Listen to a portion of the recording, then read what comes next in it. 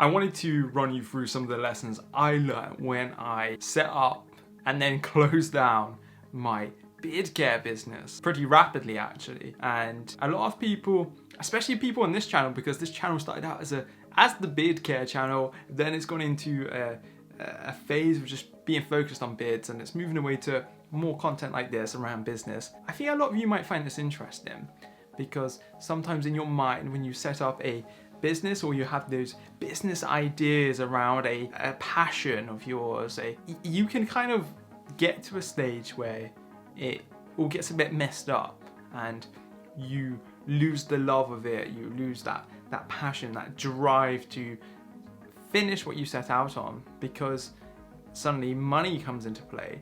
And that's one key takeaway. I lost the passion from it. But let's talk about this some more. Starting a business is terrifying.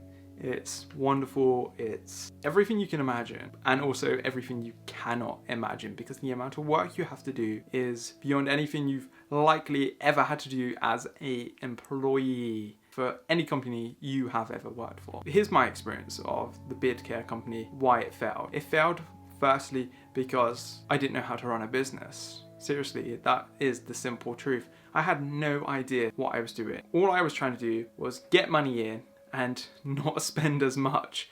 That was just to maintain a good profit margin, and maintaining a profit margin is hard when you're doing sort of direct to consumer model where you're selling products directly to consumers, you're shipping everything, you're manufacturing everything, buying all the stock in, because at times you will spend more money than you have available, especially at the start if you're bootstrapping it, and bootstrapping just means really not doing it on zero budget, zero investment like I did, and not really understanding how to balance the money coming into the business versus the money going out, spending money on maybe the wrong things. For example, I thought I would buy at the start more stock than probably I needed to, and I didn't sell as much stuff. And some stuff got spoiled initially, some stuff came damaged, some stuff actually wasn't up to the quality that I expected. And because I'm a business, buying from another business, it's not like I can just say, hey guys, can I send this back? It's a B2B type relationship there, and you're with your suppliers effectively. And it was kind of sad in some ways, because I knew better and I let the passion of it take over a bit too much. The main point that, apart from the finance element, which I actually got on top of in the last 2 months before I closed down the business, we were only trading 6 months. In months 5 and 6, I got on top of it.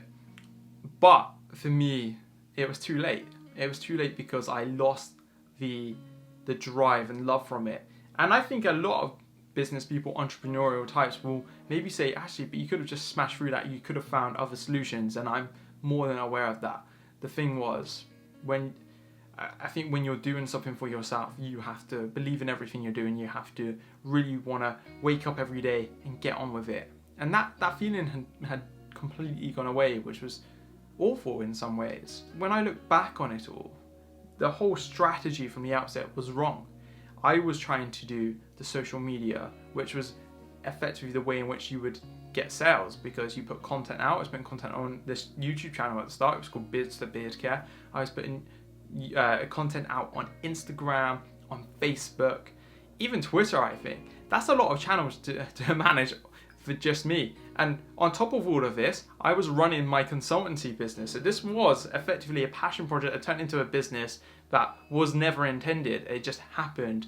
And it was the worst thing to do, because I don't know how many of you watching this have ever tried to start up one business, but I was effectively running 2 businesses, although at the time I wasn't actually set up as a consultant within a business. I was just sort of freelancing and getting paid myself. It's difficult. So I was working 10-hour days, and then the rest of it I was being a dad, being a fiance, and then running this company to sort of 1 or 2 a.m. every morning, and waking up at 5, 6, and then doing it all over again, doing the consultancy type work, contracting work, then doing the business work. And one thing I realized was there was no way I could do everything. I couldn't do the finances, I couldn't do the social media, I couldn't manufacture the products. I was hand making all of these beard care products in the kitchen. I was having to sterilize the kitchen, sterilize everything, make sure everything was squeaky clean. I was having to melt all the butters, mix all the oils, pour them all, label them, or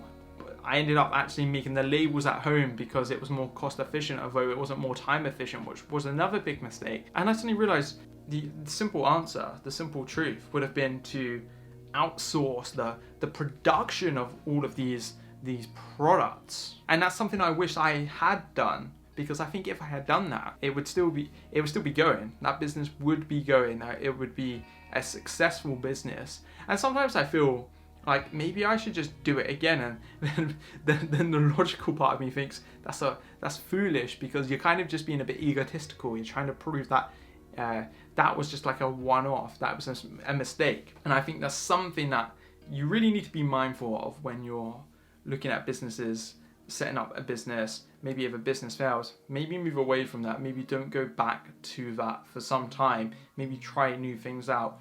And that's what I'm doing now. I have my own business. It's cash flowing nicely. It's probably going to hit 6 figures, I'm hoping, this year. We've got consultancy services. We've got a podcast built into it that will hopefully start generating some income in the next 12 to 18 months. It's a bit more of a slow burner. An e-course that will hopefully generate more money, and there's a bunch more e-courses to come.